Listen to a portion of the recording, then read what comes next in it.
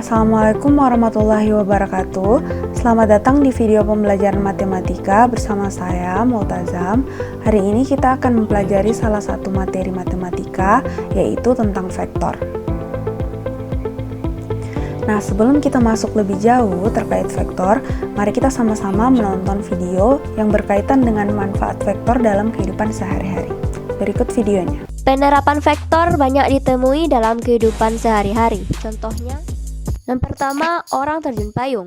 Di saat penerjun menjatuhkan diri dari pesawat, tempat ia jatuh tidak tepat di bawah kapal, tetapi jauh melenceng. Hal ini dikarenakan adanya dua vektor gaya, yaitu gaya gravitasi dan gaya dorong angin. Yang kedua, perahu yang menyeberangi sungai. Tentu sobat pernah menyeberangi sungai dengan menggunakan perahu. Ketika sobat menyeberangi sungai dengan perahu, maka vektor kecepatan gerak perahu merupakan penjumlahan vektor kecepatan gerak perahu itu sendiri dengan vektor kecepatan arus sungai. Pada gambar ini, sebuah perahu dengan vektor kecepatan VR menyeberangi sungai dengan arus deras. Gerak perahu tegak lurus dengan arah aliran arus sungai. Jika kecepatan aliran arus VA, maka sobat dapat menentukan vektor resultan dengan menggunakan teorema Pythagoras.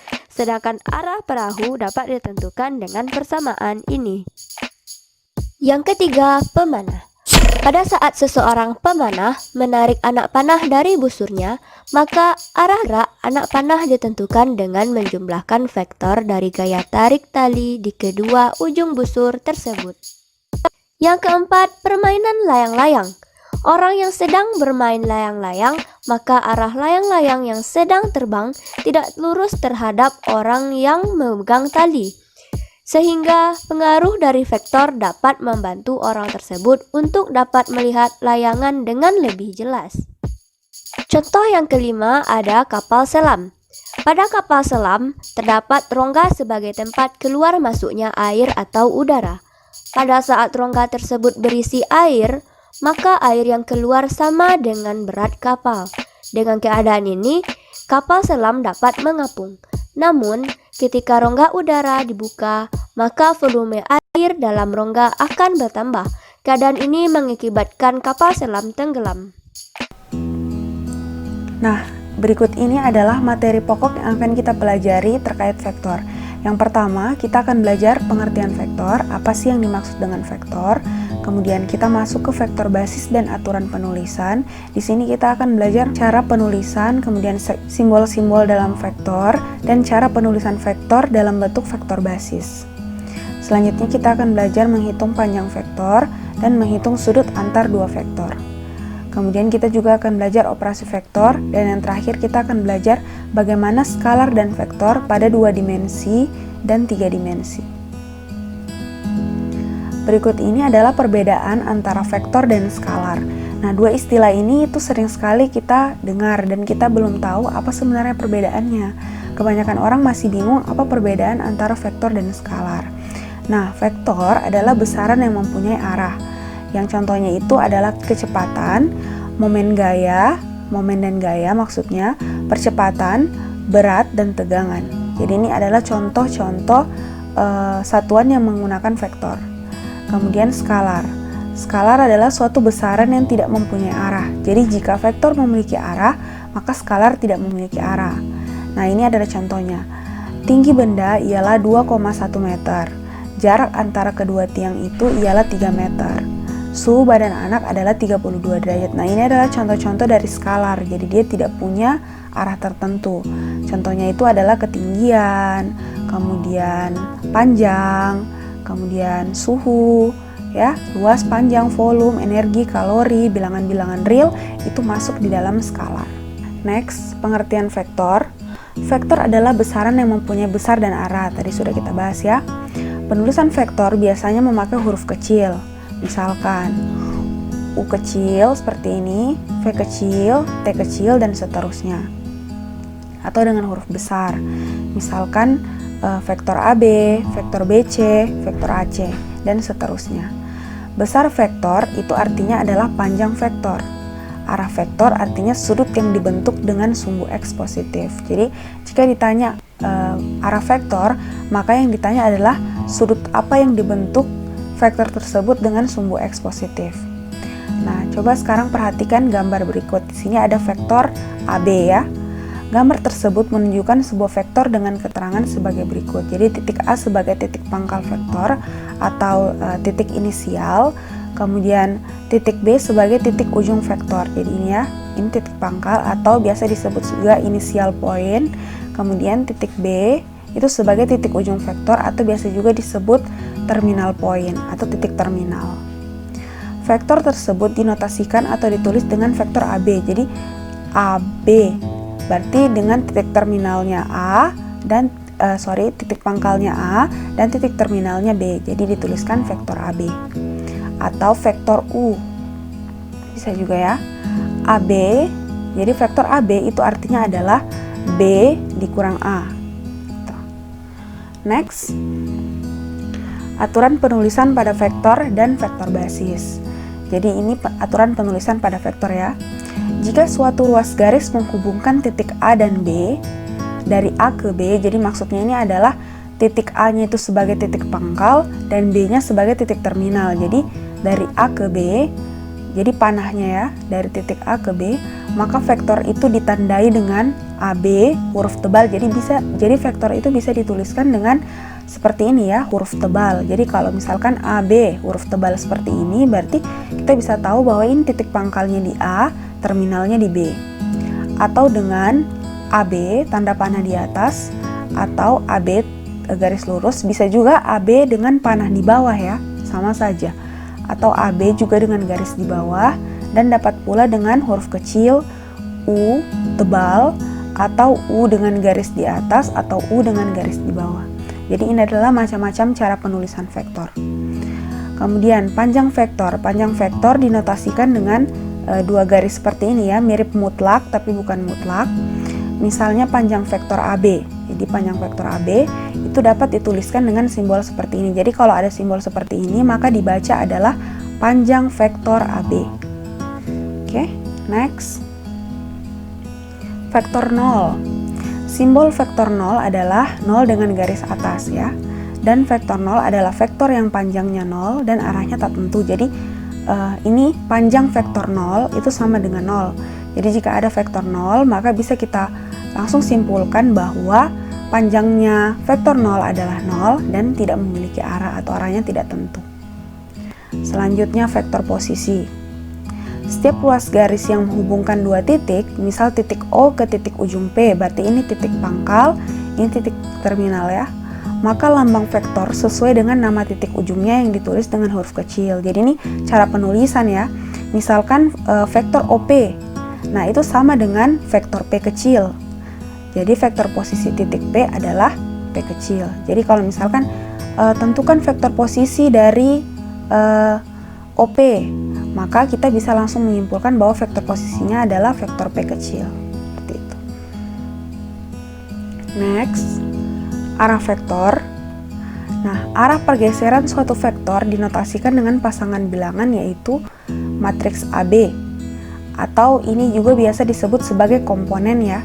Sebagai contoh, pergeseran titik P ke Q seperti pada gambar. Jadi ini ya, PQ, yaitu 5, jadi dia hitungannya dari titik pangkal ya, berarti 5 satuan ke kanan, 1, 2, 3, 4, 5, dan 3 satuan ke atas, 1, 2, 3, yang dinotasikan dengan 5, 3. Jadi dia kalau misalkan dari titik pangkal dia bergerak ke kanan, maka dia positif.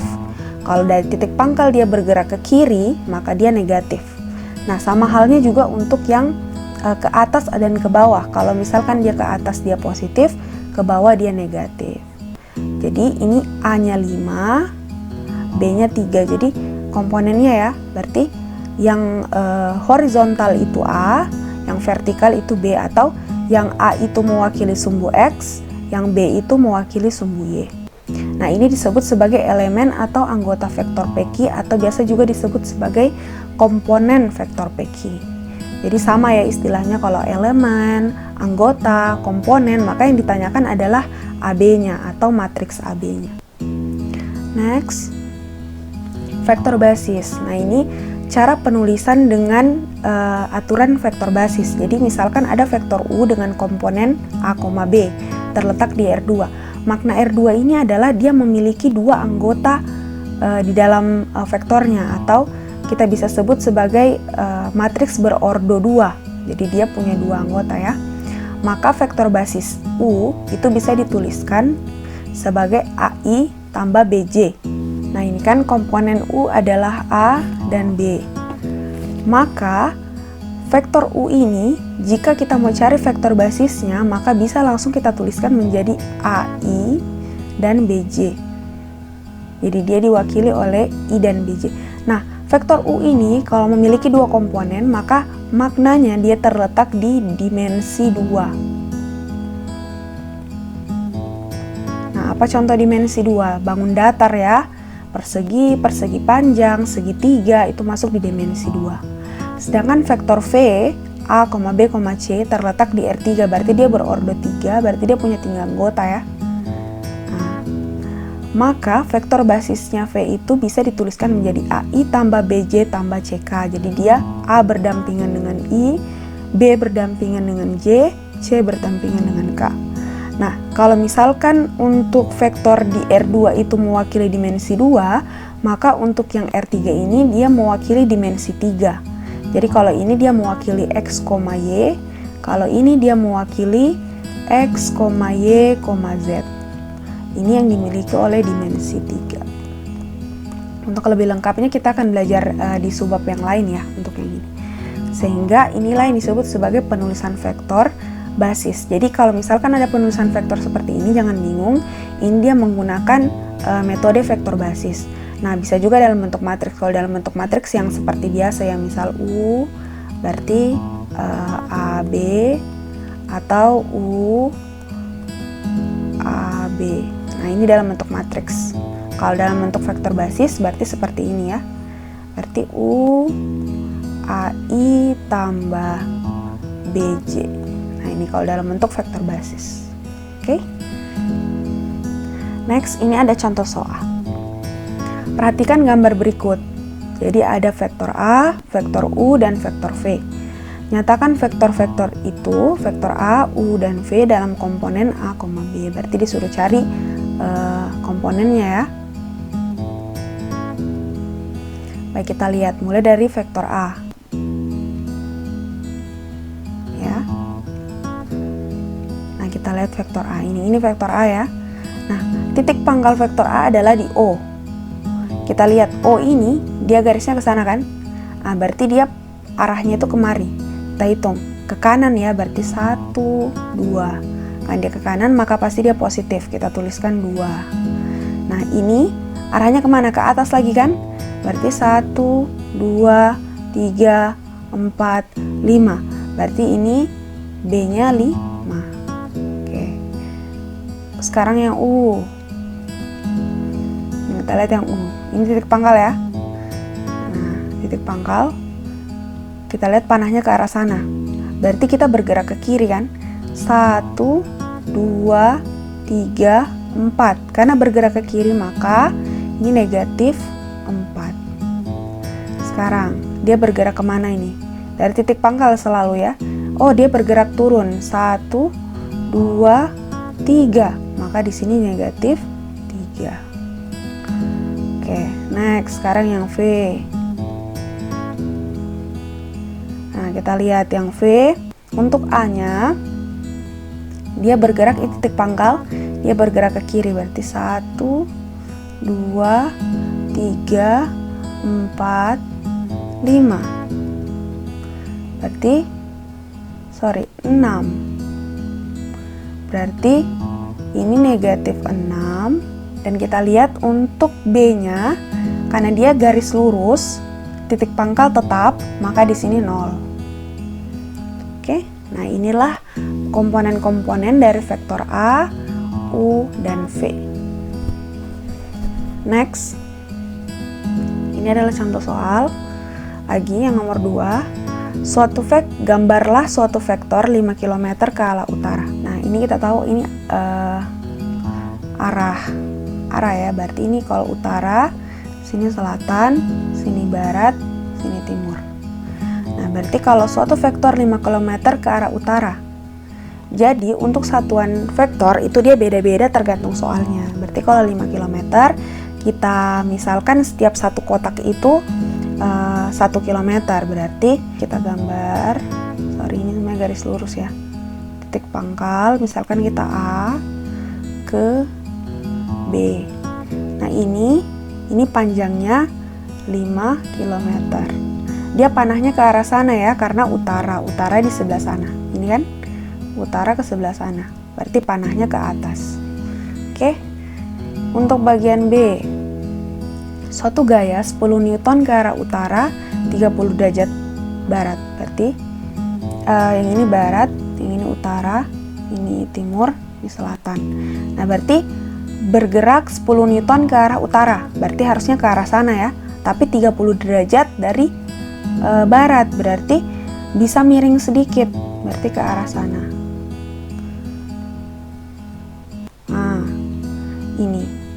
Nah, ini panjangnya adalah 10 Newton. Bisa kalian garis-garis sendiri, nanti ini 10 Newton. Nah, 30 derajat dari barat. Nah, ini gambarnya berarti. Oke, cukup sekian pembahasan kita untuk awalan dari materi vektor. Jika ada yang tidak dipahami, silakan ditanyakan. Mengucapkan terima kasih atas perhatiannya. Wabillahi taufiq wal hidayah. Wassalamualaikum warahmatullahi wabarakatuh. See you on the next video. Bye-bye.